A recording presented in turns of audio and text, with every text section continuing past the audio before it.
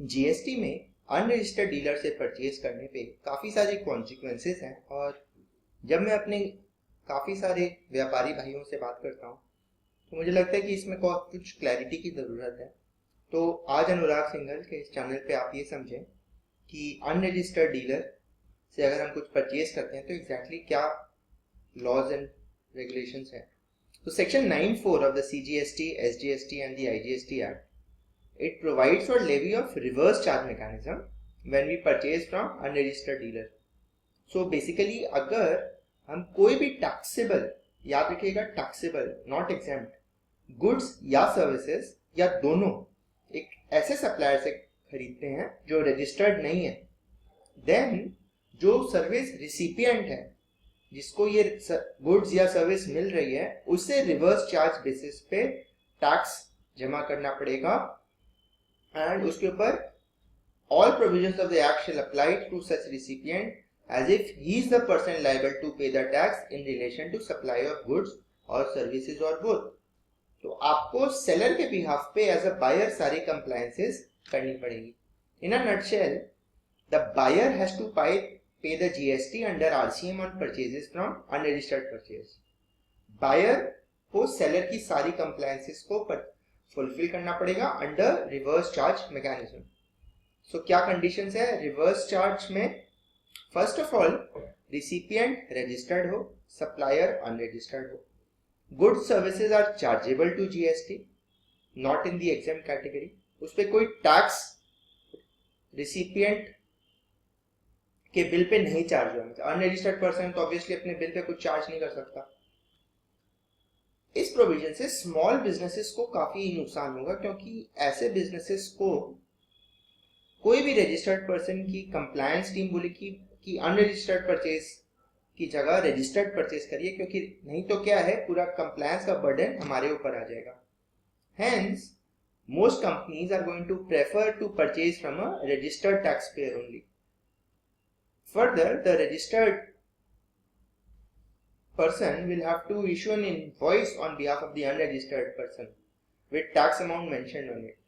It is nothing but self-invoicing by the buyer, that is RP with a unique serial number which have to be uploaded in the GSTR 1 and 2. तो basically seller के behalf पे मेरे को खुद के ऊपर एक invoice raise करना पड़ेगा, self invoicing करनी पड़ेगी. मैं buyer हूँ, मेरा seller unregistered है, तो मुझे seller के behalf पे खुद पे bill raise करना पड़ेगा जिसे मैं कहूँगा self invoicing.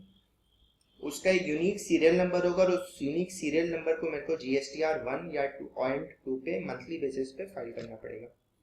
प्लस जब ये GST मैं पे कर दूंगा तो मेरे को उसका क्रेडिट पूरा मिलेगा. But first the GST has to be paid in cash and the credit balance of RP only can not be utilise. तो आपको ये नहीं होना चाहिए कि मेरा अगर ब्रॉड फॉरवर्ड 1 करोड़ रुपया मेरे पास बैलेंस है, मैंने एक अनरजिस्टर्ड डीलर से परचेज किया तो मुझे 1 लाख रुपया देना है. ये नहीं हो सकता कि ये 1 लाख उस 1 करोड़ के कैरी फॉरवर्ड क्रेडिट से सेट ऑफ हो जाएगा. नहीं, ये 1 लाख रुपया मुझे कैश में जमा करना पड़ेगा और मैं उसका क्रेडिट ले सकता हूँ. Provisions of payment voucher are also inserted requiring the registered person to issue payment voucher at the time of making an advance payment. अगर मैं अनरजिस्टर्ड पर्सन को एडवांस भी देता हूँ तो उस पेमेंट वाउचर पे मेरे को रिवर्स चार्ज में, मान लीजिए अगर मैं 1 लाख का एडवांस देता हूं और उस पर 18% GST है उस आइटम पे, तो 18,000 रुपये मुझे रिवर्स चार्ज पे सेल्फ इनवॉइसिंग करना पड़ेगा. अगेन उस पेमेंट वाउचर पे सीरियल नंबर होगा और ये सीरियल नंबर मंथली रिटर्न्स में रिपोर्ट होगा. टू सम अप, क्या कंप्लायंस? अगर मैं एडवांस पेमेंट करता हूँ तो मुझे एक पेमेंट वाउचर देना है जिसमें मुझे देना पड़ेगा कि मैंने इतना अमाउंट एडवांस पे किया, उसके लिए मुझे इतना GST देना पड़ेगा. अगर इनवॉइस अनरजिस्टर्ड पर्सन से रिसीव होता है तो मुझे एक सेल्फ इनवॉइस खुद पे बनाना होगा. Tax amount will have to be paid to the government without using credits. ये क्रेडिट्स मैं ब्रॉड फॉरवर्ड क्रेडिट्स के माध्यम से नहीं ला सकता, but I have to pay it in cash and then take a credit. And tax paid above can be taken as a credit if the supply is an input service और capital goods for the RP. इसके ऊपर मुझे credit तभी मिलेगा अगर ये मेरे लिए एक इनपुट सर्विस है. अब ये नहीं होना चाहिए कि मैंने जेरोक्स पेपर ले रहा हूँ एंड वो मेरे घर में मैं ड्राइंग के लिए यूज कर रहा हूँ, तो मेरे लिए इनपुट सर्विस नहीं है वो, एंड हेंस मैं उसके क्रेडिट नहीं ले सकता.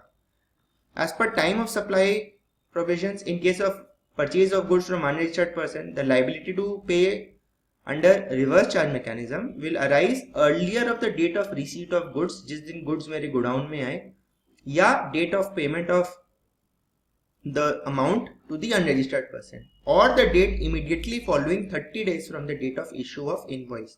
तो जिस दिन मैंने invoice issue किया उसके 30 दिन, जिस दिन मैंने goods receive किए और जिस दिन मैंने पेमेंट दे दी, तो इन तीनों में से जो अर्लीस्ट होगा उसे टाइम ऑफ सप्लाई के हिसाब से लाइबिलिटी आ जाएगा. तो एग्जांपल, अगर मैं स्टेशनरी परचेज एक अनरजिस्टर्ड परचेजर से 25 जुलाई को करता हूँ, अनरजिस्टर्ड परचेजर उसका सप्लाई, अनरजिस्टर्ड पर्सन उसका बिल मुझे देता है 2 अगस्त को, कंसिडरेशन में उसको पेमेंट करता हूँ 28 अगस्त को, तो time of supply will be 25 जुलाई. क्यों? That is the time of supply जिस दिन मुझे गुड्स एक्चुअली मिल गया. Accordingly the liability to pay will be for July 2017 on और before 10th August 2017. So the earliest of the three. क्या earliest of the three? जिस दिन मुझे गुड्स एक्चुअली मिल गए, date of receipt of goods, जिस दिन मैंने गुड्स के लिए पेमेंट किया, या इनवॉइस जब मेरा अनरजिस्टर्ड पर्सन मेरे ऊपर करता है उससे 30 डेज. तो इस केस में क्या हुआ, गुड्स मुझे 25 जुलाई को मिल गए, तो वही टाइम ऑफ सप्लाई है, तो वो जुलाई की लाइबिलिटी में आएगा और मुझे 10 अगस्त से पहले उसकी पेमेंट कर देनी है. In case of receiving services from unregistered person, time of supply will be the earlier of the date on which payment is made और date 60 days from the date of issue of invoice. Very clear? And government ने एक exemption दिया है कि अगर ये supplies beat goods और services 5,000 रुपये पर डे से ज्यादा नहीं है from all the unregistered person, मतलब 1,000 रुपए की चाय, 200 रुपए का जेरोक्स पेपर, 500 रुपए का सिंघाड़ा, टोटल मिला के अगर मैं 1,000 रुपए 5,000 से ज्यादा लिमिट क्रॉस नहीं करता हूँ, then it is fine, I don't have to pay reverse charge. इसके लिए exemption notification 8/2017/CT rate dated 28 June issue की गई है.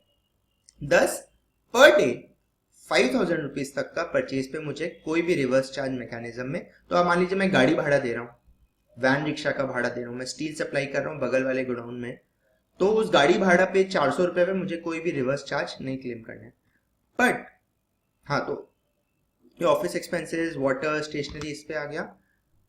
ये कब होगा? 5,000 per day where the aggregate value of such supplies of goods and services are both received by a registered person from any or all of the supplier. Doesn't matter कि मैं एक जन से ले रहा हूँ या 6 जन से ले रहा हूँ, मेरी टोटल परचेज 5,000 से ज्यादा नहीं हो सकती है. चाहे वो रजिस्टर्ड हो, नहीं रजिस्टर्ड हो, 5,000 से ज्यादा नहीं हो सकती है. इन सिंपल वर्ड्स, मेरा inward supply of goods and services 5,000 से ज्यादा अगर होगा तो मुझे पूरे अमाउंट पे रिवर्स चार्ज देना पड़ेगा. द लिमिट इज नॉट पर supplier but from all such suppliers. तो ऐसा नहीं हो सकता, मान लीजिए कि मैं गाड़ी भाड़ा 400-400 रुपए करके अगर 15 ट्रक वालों को दे रहा हूं, तो from each of them it is less than 5,000, but aggregate पे 6,000 रुपए हो जा रहा है, तो मुझे पूरे 6,000 पे रिवर्स चार्ज काटना पड़ेगा.